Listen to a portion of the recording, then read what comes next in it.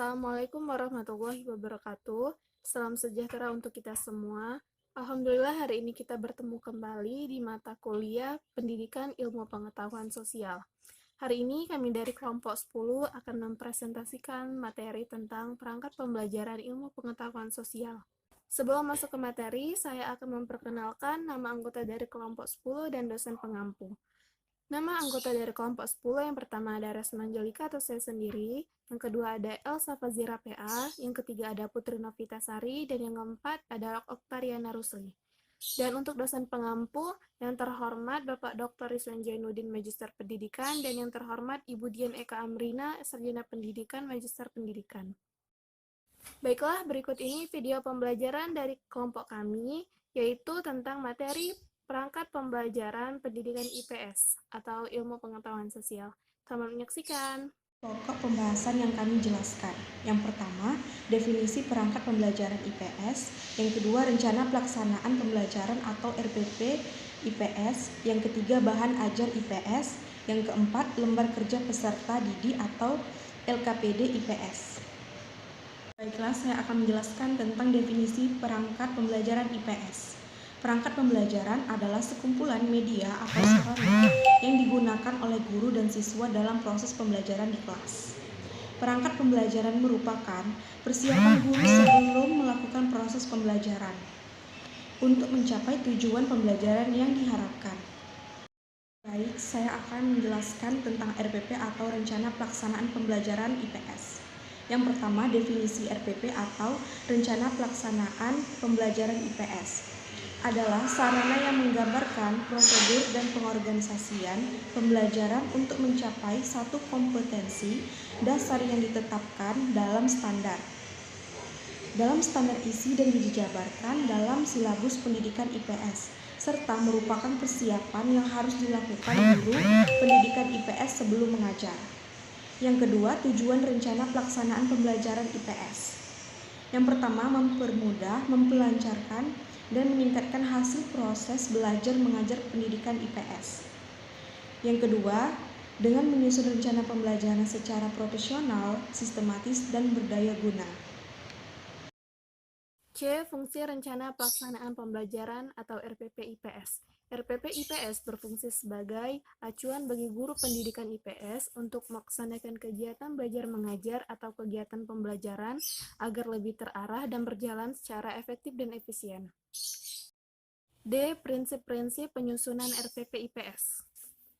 1. Perencanaan pembelajaran harus berdasarkan kondisi siswa. 2. Perencanaan pembelajaran harus sesuai dengan kurikulum yang berlaku. 3. Perencanaan pembelajaran harus memperhitungkan waktu yang tersedia. 4. Perencanaan pembelajaran harus merupakan kegiatan pembelajaran yang sistematis. 5. Perencanaan pembelajaran bila perlu dilengkapi dengan lembar kerja atau tugas dan atau lembar observasi. 6. Perencanaan pembelajaran harus bersifat fleksibel.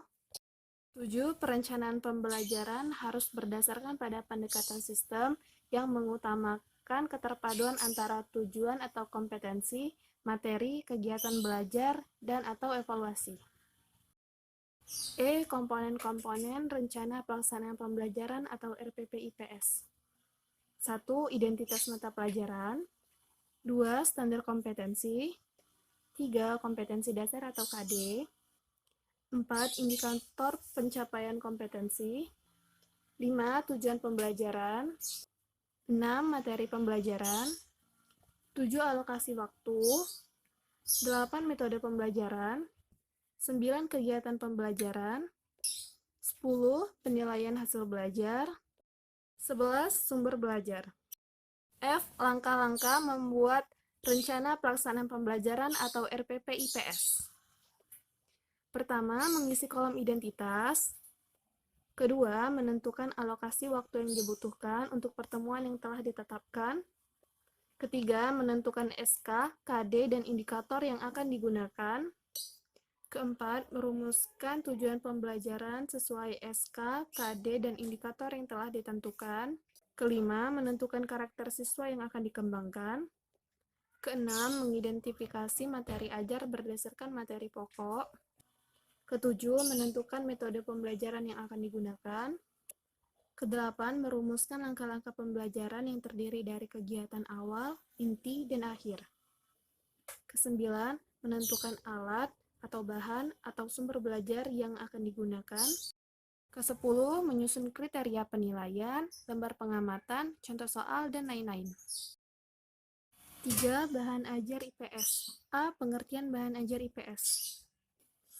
Bahan ajar adalah sebuah persoalan pokok yang tidak bisa dikesampingkan dalam satu kesatuan pembahasan yang utuh tentang cara pembuatan bahan ajar IPS. Selain itu, Departemen Pendidikan Nasional juga menambahkan bahwa bahan ajar merupakan informasi, alat, dan teks yang diperlukan guru atau instruktur untuk perencanaan dan penelaah implementasi pembelajaran, terkhususnya pembelajaran IPS. B. Fungsi dan manfaat bahan ajar IPS. Bahan ajar IPS memiliki fungsi yang strategis bagi proses pembelajaran untuk membantu guru dan siswa dalam kegiatan pembelajaran pendidikan IPS, sehingga guru tidak terlalu banyak menyajikan materi. Bahan ajar dapat menggantikan sebagian peran guru dan mendukung pembelajaran individual. Tujuan dan manfaat penyusunan bahan ajar IPS. Yang pertama, tujuan penyusunan bahan ajar IPS yaitu menyediakan bahan ajar pendidikan IPS yang sesuai dengan tuntunan kurikulum dengan mempertimbangkan kebutuhan peserta didik. Yang kedua, memudahkan guru dalam melaksanakan pembelajaran pendidikan IPS. Yang ketiga, membantu peserta didik dalam memperoleh alternatif bahan ajar IPS. Yang kedua, manfaat penyusunan bahan ajar bagi guru. Yang pertama, diperoleh bahan ajar yang sesuai dengan tuntunan kurikulum dan sesuai dengan kebutuhan belajar peserta didik. Yang kedua, tidak lagi tergantung kepada buku teks yang terkadang sulit untuk diperoleh. Yang ketiga, membangun komunikasi pembelajaran yang efektif antara guru dan peserta didik. Yang ketiga, manfaat penyusunan bahan ajar bagi peserta didik. Yang pertama, kegiatan pembelajaran menjadi lebih menarik. Yang kedua, kesempatan untuk belajar secara lebih mandiri dan mengurangi ketergantungan terhadap kehadiran guru. Yang ketiga, mendapatkan kemudahan dalam mempelajari kompetensi yang harus dikuasainya. Yang D, adapun jenis-jenis bahan ajar IPS. Yang pertama, bahan ajar cetak atau print. Banyak sekali jenis bahan ajar cetak yang bisa digunakan dalam proses pembelajaran, antara lain adalah handout, modul, buku teks, lembar kegiatan siswa, poster, dan brosur. Yang kedua, bahan ajar dengar atau audio. Jenis-jenis bahan ajar audio ini antara lain adalah radio, kaset MP3, MP4, sound record. Yang ketiga, bahan ajar pandang dengar atau audio visual. Bahan ajar pandang dengar merupakan bahan ajar yang mengkombinasikan dua materi, yaitu visual dan audio. Yang keempat itu bahan ajar interaktif atau interactive teaching material. Bahan ajar interaktif dapat ditemukan dalam bentuk CD interaktif, yang dalam proses pembuatan dan penggunaannya tidak terlepas dari perangkat komputer. Langkah-langkah dalam pemilihan bahan ajar. Yang pertama, mengidentifikasi aspek-aspek yang terdapat dalam standar kompetensi dan kompetensi dasar yang menjadi acuan atau rujukan pemilihan bahan ajar. Yang kedua, mengidentifikasi jenis-jenis materi bahan ajar sesuai dengan standar kompetensi dan kompetensi dasar. Yang ketiga, memilih bahan ajar yang sesuai atau relevan dengan standar kompetensi dan kompetensi dasar yang telah teridentifikasi. Yang keempat, memilih sumber bahan ajar, lembar kerja peserta didik LKPD IPS. Pengertian LKPD IPS. LKPD IPS merupakan sumber belajar yang sudah dikemas sedemikian rupa sehingga peserta didik diharapkan dapat mempelajari materi ajar pendidikan IPS tersebut secara mandiri. Di dalamnya memuat serangkaian materi, ringkasan, dan tugas yang berkaitan dengan materi. Menurut Hidayati 2017, bahan untuk pengajaran IPS untuk pendidikan sekolah dasar dan menengah dapat diorganisir secara sistematis. Tetapi untuk tingkat pendidikan dasar dan menengah ada masalah, yaitu tingkat kecerdasan dan membantu dalam hidup bermasyarakat. Oleh karena itu, isinya harus disesuaikan secara psikologis sesuai. agar lebih menarik dan sesuai dengan tujuan pendidikan. LKPD IPS yang dikembangkan dalam penelitian memuat serangkaian tugas yang harus dikerjakan oleh siswa secara mandiri, baik yang berupa tugas teoritis maupun praktis tentang pokok bahasan masalah-masalah sosial. Pengembangan LKPD IPS diharapkan siswa dapat mempelajari materi ajar tersebut secara mandiri mengenai pokok bahasan masalah sosial yang telah disesuaikan dengan tujuan pendidikan. Baiklah, selanjutnya saya akan menjelaskan mengenai fungsi dan tujuan penyusunan lembar kerja peserta didik atau LKPD, di mana LKPD ini memiliki fungsi sebagai sumber belajar yang dapat meminimalkan peran pendidik serta lebih mengaktifkan peserta didik. LKPD IPS sendiri memiliki beberapa fungsi lain, yaitu 1. Mengaktifkan siswa dalam proses belajar mengajar, khususnya di pendidikan IPS. Yang kedua, membantu siswa dalam mengembangkan konsep IPS. Yang ketiga, melatih siswa untuk menemukan dan mengembangkan proses belajar mengajar. Yang keempat, membantu guru dalam menyusun pelajaran. Serta yang kelima, membantu siswa untuk menemukan informasi tentang konsep yang ia pelajari melalui kegiatan belajar secara sistematis. LKPD sendiri dalam penyusunannya memiliki tujuan masing-masing, yaitu memudahkan guru dalam memberikan tugas kepada siswa. Yang kedua, memudahkan siswa untuk berinteraksi dengan materi yang diberikan. Yang keempat, menyajikan tugas-tugas yang meningkatkan penguasaan siswa terhadap materi yang diberikan. Serta yang keempat, melatih kemandirian belajar siswa. Baiklah, selanjutnya saya akan menjelaskan mengenai bentuk-bentuk lembar kerja peserta didik atau LKPD, di mana karena adanya perbedaan pengemasan materi, maka LKPD ini memiliki berbagai macam bentuk. Yang pertama, LKPD yang membantu peserta didik dalam menemukan konsep. Pada jenis ini, memuat apa yang harus dilakukan peserta didik, meliputi melakukan, mengamati, dan menganalisis. LKPD ini disertai dengan langkah-langkah kegiatan siswa dalam melakukan hal, kemudian meminta siswa itu untuk menganalisis apa yang telah ia lakukan. Selanjutnya, terdapat pertanyaan-pertanyaan yang mengarahkan kepada konsep yang ingin dicapai. Yang kedua, LKPD yang membantu peserta didik menerapkan dan mengintegrasi berbagai konsep yang telah ditemukan. Pada jenis ini, melatih siswa untuk menerapkan konsep yang telah ia pelajari, diterapkan dalam kehidupan sehari-hari. Kemudian, langkah ini berpusat kepada pengontrolan pelaksanaan penerapan konsep yang telah dibuat.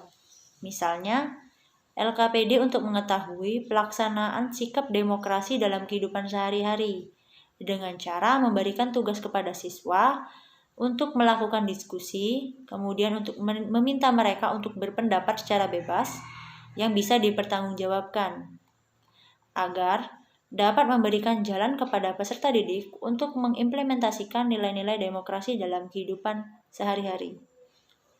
Yang ketiga, LKPD yang berfungsi sebagai penuntun, di mana pada bentuk ini merupakan LKPD dengan pertanyaan dan isian yang jawabannya terdapat dalam buku. LKPD ini merupakan alat bantu dalam menghafal dan memahami materi dalam buku. LKPD jenis ini juga dapat digunakan untuk keperluan remediasi. Yang keempat, LKPD yang berfungsi sebagai penguatan. LKPD ini diberikan kepada peserta didik setelah selesai membaca suatu topik tertentu. LKPD ini bersifat pengayaan. Materi yang dikemas dalam LKPD ini adalah materi yang lebih mengarah kepada pendalaman materi dan penerapan materi pembelajaran yang terdapat dalam buku. Yang kelima, LKPD yang berfungsi sebagai petunjuk praktikum, di mana LKPD ini berisi kumpulan petunjuk praktikum yang dijadikan satu. Baiklah, selanjutnya saya akan menjelaskan mengenai langkah-langkah membuat LKPD. Adapun langkah-langkahnya yang pertama, melakukan analisis kurikulum. Ini merupakan langkah awal dalam penyusunan. Langkah ini dimaksudkan untuk menentukan materi-materi yang memerlukan bahan ajar LKPD. Yang kedua, menyusun peta kebutuhan LKPD. Langkah ini digunakan untuk mengetahui jumlah LKPD yang harus ditulis serta untuk melihat urutan LKPD-nya. Yang keempat, menentukan judul-judul LKPD. Judul-judul ini ditentukan didasarkan pada kompetensi dasar yang diambil apabila kompetensi dasar tersebut memiliki cakupan tidak terlalu besar. Adapun 4 materi pokok dalam penyusunan, yaitu 1. Materi LKPD sangat bergantung pada kompetensi dasar yang akan dicapai, seperti informasi pendukung mengenai gambaran umum ataupun ruang lingkup substansi. Yang kedua, materi dapat diambil dari berbagai sumber seperti buku, majalah, internet, dan jurnal hasil penelitian.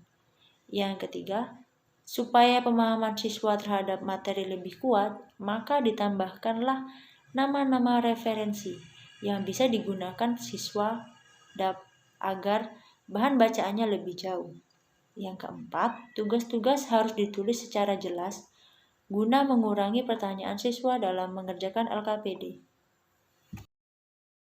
Terima kasih telah menyaksikan video pembelajaran dari kelompok kami. Apabila ada kesalahan dan kekurangan, saya mewakili kelompok 10 memohon maaf dan kepada Allah kami memohon ampun. Wassalamualaikum warahmatullahi wabarakatuh.